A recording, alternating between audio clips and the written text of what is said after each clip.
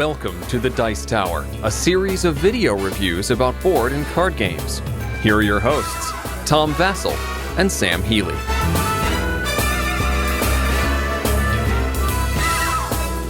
I feel like we should be starting here with a pirate theme. Pirates of the Caribbean theme. Oh, that's right. I need to put a patch on. Well, I don't have time. Oh, I'll go get my pirate hat.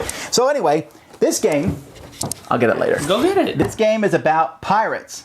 It's a role selection game where you're trying to get as the best booty, the most treasure, while utilizing 40 different character cards. Or is it 30? There's a lot of character cards. I think 30, 40, a lot of different character 30. cards. 30 character cards that you're using to get the different things, and you're trying to outplay everybody else, and it has some interesting mechanics. Let's show it to you.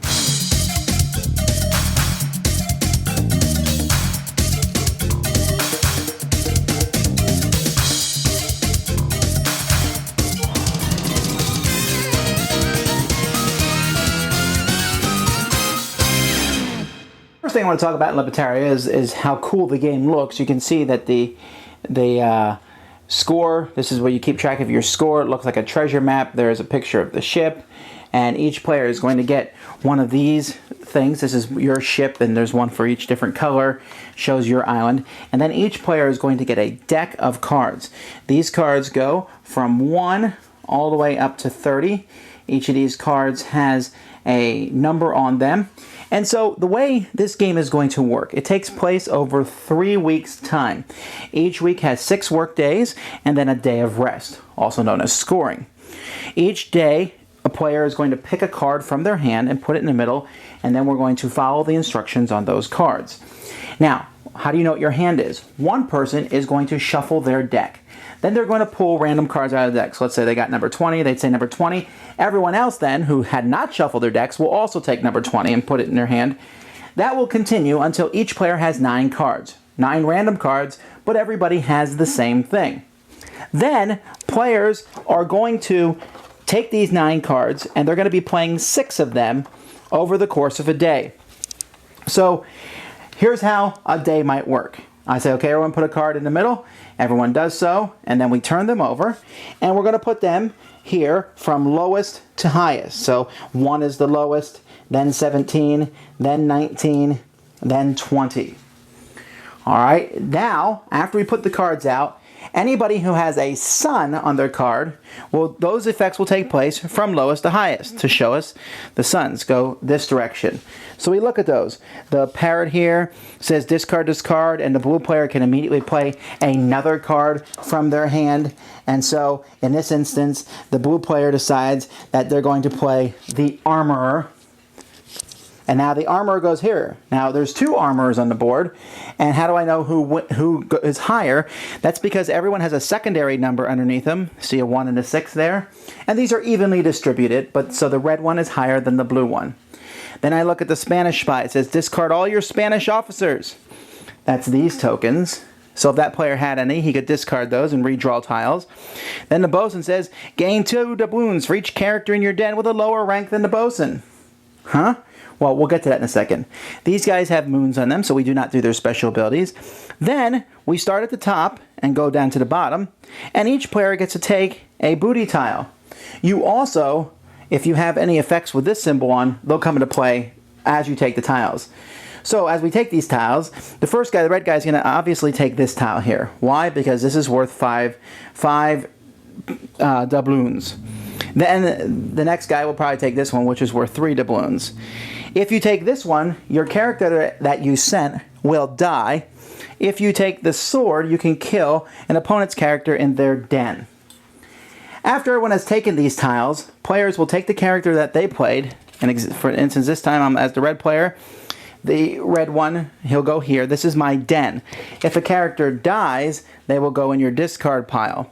So you'll have some cards in your discard piles and some cards in your den. After everyone has put their cards in their den, all characters in a den, even ones that you played before, get to take place of these. This guy says take 1 doubloon for each of your sabers. So if I had a saber, I would get a doubloon for him. And cards can be killed, cards can be gotten rid of, but that is essentially how the game will work. And then we'll put in another card, another card, another card, another card, till we've done all 6 days. All the booty tiles have been handed out. Let's quick go over an explanation then. At the end of the round, there's going to be scoring. All the doubloons that you've collected. Everyone starts with 10 of these doubloons at the beginning of a round, and all of those will score you a point for each doubloon. So you have different doubloons that you will have collected as the game goes by. You also get points for your different tokens. The barrel tokens, the goods, are worth 1 doubloon. I already mentioned that these jewels were worth 3 and that these treasure chests were worth 5. These cursed relics are worth -3, so you don't want those. This treasure map is worth 0. These treasure maps are worth 0. 3 treasure maps, on the other hand, are worth 12. So treasure maps can be good if you get 3 of them. And those are the only other booty tiles, because these Spanish officers, they'll kill the guy who takes them. And these sabers, they will allow you to kill someone in someone else's den that's adjacent to you. And that's basically it. There are also cards in the game that have end of the round abilities. They're done by an anchor. For example, here the Carpenter gains 10 doubloons. And so at the end of a round, he'll do that. So let's talk about these cards real briefly. I want to go over some of the cards because this is really the crux of a game. All the cards that you play in a round are discarded, whether they're in your den or they've been killed. And you get to keep the 3 that are still in your hand, and then the rest are discarded, and then the player who's pulling them randomly will pull 6 more. So everybody will have the same 6 cards, plus the 3 that they saved over from the previous round. And you do that for the second day, and after the third day, whoever has the highest point total is the winner. So let's just look at a few of these cards. We see we have Parrot, which can be put out, but then replaced by another one. The Monkey lets you give your control, your cursed relics to somebody else. The Beggar, the highest rank, has to give you 3 doubloons. The Recruiter, you get to take someone that you've used and put him back in your hand. The Cabin Boy doesn't take a booty tile, so if there's a whole bunch of cursed tokens, you can play him. You don't have to take one. The Preacher, you get rid of all your booty tiles except 1, and at the end of the round, you'll get 5 doubloons. That could be handy because you can get rid of bad tiles, but also if you do it on the very first turn. So that's a card that people might play at the beginning. The Barkeeper every night gives you a doubloon. The Waitress, you can get rid of a treasure map to get 3 doubloons. The Carpenter, you lose half your doubloons, but at the end of the round, you get 10. So you have to know how to use him properly. The French Officer, you get 5 if you have less than 9. The Voodoo Witch, you gain 2 for each of your discarded characters. You'll have a lot of dead people, and you can use her. The Freed Slave, gain 1 doubloon for each character who has a higher rank than him. The Mutineer will kill one of your guys every night, but he'll give you 2 gold for that. The Brute kills the highest person on the ship. So if you play the Brute and someone plays a higher number than him, say the Gunner, he's dead.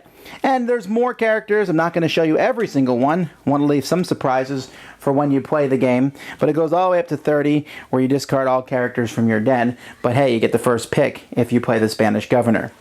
At the end of 3 rounds, like I said, whoever has the most doubloons is the pirate of them all, the winner. Ah, shiver me timbers, we're back! You don't have any timbers. Okay. Anywho. Let's talk about different aspects of the game first. Where's your patch? I don't want to put the patch on. It's too hard to see. First of all, I think, and I've been accused of having a bad taste before, so maybe you can take this with a grain of salt, but I think this is some of the best artwork I have ever seen in a board game. I was the cover is awesome, and the pictures of the characters really evoked a pirate theme. It wasn't silly. No, and it wasn't romantic piratey either. It was rather realistic. Yeah, it feels like, I mean, it really does look like they based it on the Pirates of the Caribbean movies.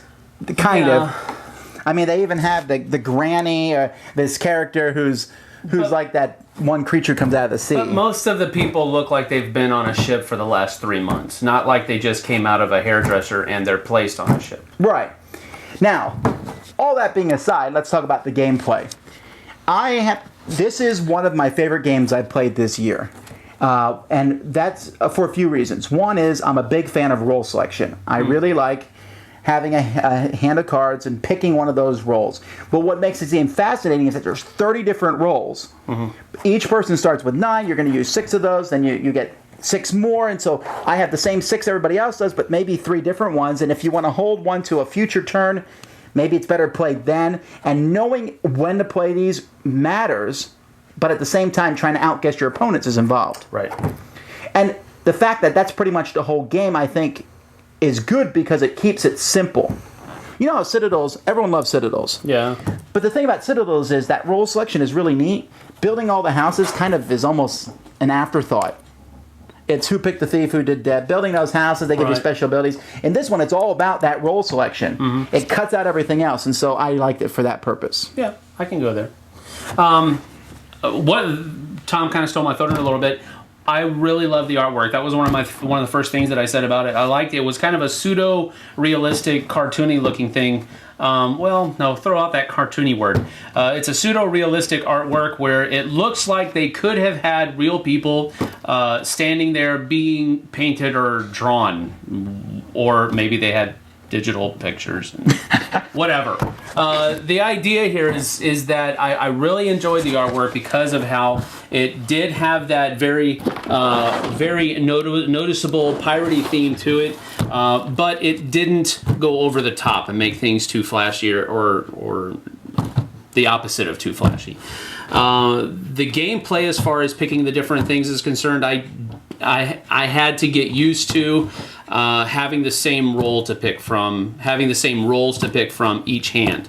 I wanted to be able to draw from my own, shuffle my own deck and draw. I suppose you could try that as a variant. Just everyone shuffles their deck. I fear that would be incredibly chaotic. Maybe so, but sometimes some rules would be really powerful if you were the only person to have it. For example, Granny or the Princess or the Governor's daughter. Right. If you were the only person to have those, ever get it why would you not play it? Bam. Gotcha. Yeah. So I understand why. I just had to get used to it. I didn't like it right off the bat. So that's going to probably grow on me. But that's the one thing that I didn't like, having the same rolls as everybody else each turn. Now, they were done randomly, of course. The first person shuffles his and then draws them randomly, but I don't know. It just didn't sit well with me. I have no idea why they have a 14 and plus on this box. This is a game that kids could play, I think. At least 9 or 10. There's a lot of reading on the cards. Well, yeah, but not for 14 and higher. Your kids could play this. Yeah, they could, but I don't know. Maybe there's a little bit of a complexity issue because of how. I don't know. Okay, now watch this. Now you might say cold of the new here, but I'm going to say this. And I gotta get criticized for this one. This is the best pirate game I've ever played. Better than Merchants and Marauders. Although Merchants and Marauders is a bigger, broader scope and has the whole pirating and it does a very good job. This one was just more fun. Pirate's Cove I do like a lot. And most other Pirates games are kind of serious. So Jamaica? Yeah, but Jamaica feels like a racing game. It's fun. It's entertaining. It's some racing game with a piratey thing. Well, right, and I would put that in my top 10 pirate games. But I like this one better than Jamaica. I'm a huge fan of this. Okay. Well, I mean, to me, role selection, Mission Red Planet, Citadels, games like that, I love them. And this one has 30 different roles, which is really cool. Although you're not going to use all of them every single game. No, you'll use, I guess that's 9 plus 12, 21 of them. Well, that's a lot of them. Yeah, less 9. So. That's true. And the replayability factor is big because you never know which 9 and the way they interact with each other, not to mention with the different booty tokens, not to mention the amount of times you can say booty during the course of a game. See, that just had me squeamish. Had me squeamish down it. I just felt like, I don't need to say the word booty for like 3 months now because Wow, some play groups are going to love that part of it. That's All right. true. So I'm giving this one 3 sabers up because I have 2 of my own and I've stolen one from a pirate ship that I sunk. Interesting. Well, I'm going to give this, just to match yours, well, no, I'm going to leave you hanging 1 saber. I'm going to give it 2 French soldiers up, and they'll be stuck on the end of those 2 sabers, just because they are good. I'm not going to give it 3, though. It's not glowing. I enjoyed the game. I will play it whenever it hits the table. One minor negative, though. What's that? They could have explained the roles in the rule book just for clarification purposes. Yeah. There was 1 or 2 cards where we said, well, how exactly does that work? And we kind of figured it out, but they didn't mention any of those in the rule books. Right. And while I'm not saying it's complicated, there was different interpretations. And so we went by the group consensus, but Probably would've going to been be taken nice. care of a fact page or something like that. Yeah, but they should have put that in the book. Should have been in the book, like in the back of the rule book, where each one is listed and an explanation. But again, minor quibble, not that big as far as gameplay is concerned, because you could probably just come up with your own little house rule for each one anyway. So I'll give it 2 French soldiers up, and we'll stick them on the end of his sabers, and we're good. Sorry, France. All right. No, it has nothing to do with France. Yeah, there's French soldiers in the game. Yeah, there is. The French soldiers are... Spanish soldiers too. But the French are good. The Spanish are bad. Okay, fine. I'll put 1 French soldier up and 1 Spaniard soldier up, and they'll both go on the... I don't dislike them. It's All right. Anyhow, a good pirate game. very good. Thanks so much for watching the Dice Tower videos. Find more great videos and reviews, as well as our top-rated audio podcast at Dicetower.com. You can also find the latest board game news at Dicetowernews.com. I'm Eric Summerer, and you've been watching The Dice Tower. The Dice Tower is sponsored by Fun Again Games, the world's best game source. Fun Again Games has over 5,000 games available. Check them out at funagain.com.